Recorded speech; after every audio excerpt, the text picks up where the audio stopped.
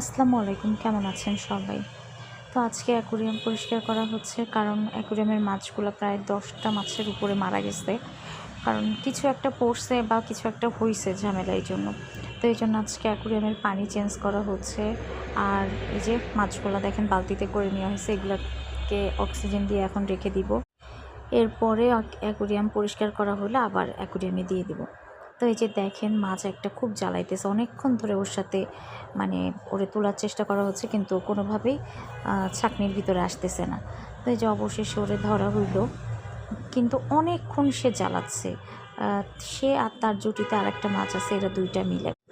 তো এই যে একটা তো উঠানো হলো, আর একটা তুলতে হবে।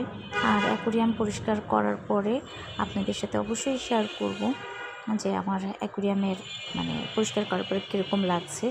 তো যদি আমার ভিডিও ভালো লাগে অবশ্যই আমার চ্যানেলটি সাবস্ক্রাইব করে যাবেন, বেশি বেশি লাইক কমেন্ট শেয়ার করবেন, আর আমার ভিডিও বেশি দেখবেন।